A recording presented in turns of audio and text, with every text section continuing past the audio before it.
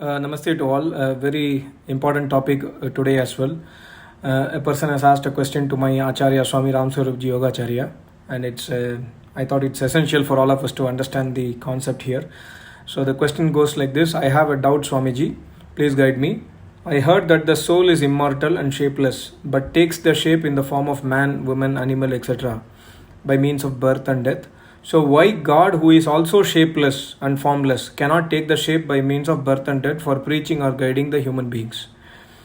So my Acharya answers, yes, soul is minutest matter and cannot be seen with eyes or any other instrument, therefore it can be told to be shapeless. Also in Atharvaveda mantra 10 by 8 by 25, it is stated that soul is immortal. Almighty God is also formless and immortal, but Almighty God is omnipresent, omniscient, and almighty, but the soul does not contain the said qualities. Atharvaveda mantra 10 by 8 by 25 further states that soul is a chetan, alive matter, who is even minutest than the tip of the hair. The same is also mentioned in Shvetashvatara Upanishad chapter 5 and Shloka 9. In Atharvaveda mantra 10 by 8 by 26, God states that soul is ajara, that is changeless, and amrita, that is immortal, and resides in the body of human being.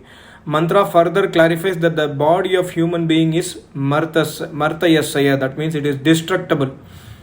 Atharvaveda mantra 10 by 8 by 27 states that the soul, while residing in the body of human being, looks like woman or man or young boy, young girl, but soul himself is not man, woman, girl, boy, etc. So soul sometimes looks like father, sometimes looks like mother, but in reality soul is neither father nor mother, etc. As told above, soul resides in the body, but soul is not body. For example, electric current runs in a wire, but current itself is not a wire. Current is separate and wire will always remain separate from current. So is the case of soul and human body. Not only the case of human body, but it applies to all the living beings. For example, in the body of the bird, it looks like bird, and in the body of the elephant, it looks like elephant. But see, the soul is neither bird nor elephant, etc. Soul is always unchangeable, but soul changes body of living beings based on the previous life's deeds. When soul enters the body, then the body acts. When the soul comes out of the body, then the body becomes dead. So body becomes dead and not soul. Soul takes another body when the previous body dies away.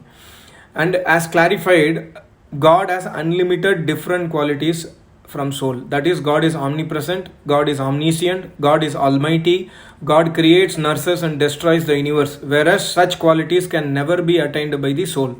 Soul faces the result of the previous life's deeds in the body of living being, but not God.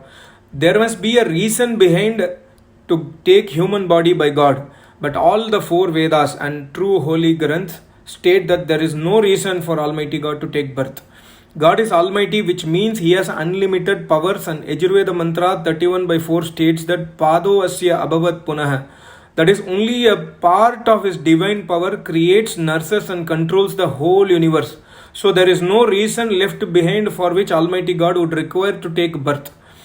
God has no desire, so why would he desire to acquire human body to preach the public? It is fundamental eternal law of God that only at the beginning of each universe the knowledge of four Vedas emanates direct from God and is originated in the heart of four rishis. Then the knowledge is spread in the human beings. So God inspired the human beings through Vedas to be learned of Vedas. He has no desire to take birth to educate the people.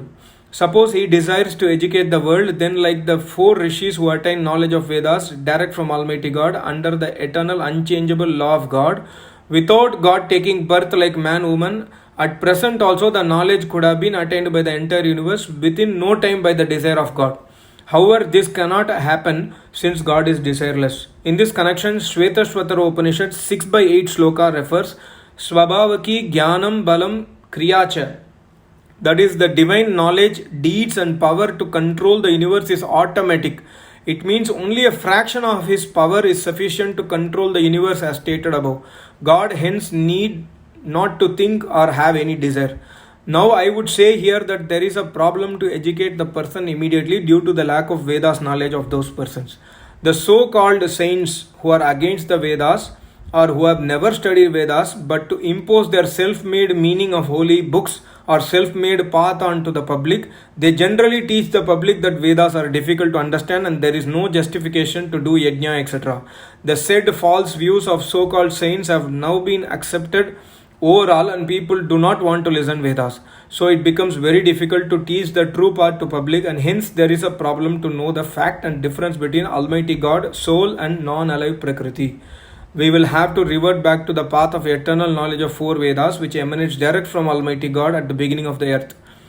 So this is what my Acharya has beautifully explained. So to summary, soul is also formless, God is also formless, but soul has very limited qualities, whereas God is almighty, God is omnipresent, God is omniscient. There is no reason for God to take a human birth or any birth to give knowledge, because God can give knowledge without having a human form. So this has to be very clearly understood. I think time and again I have got this kind of questions in the YouTube channel as well as in the Facebook. I think this answer from my Acharya clarifies everything. If you have further doubts on the same topic, you can put your remarks and I will try to further clarify or answer to you. Thank you so much. Namaste. Om.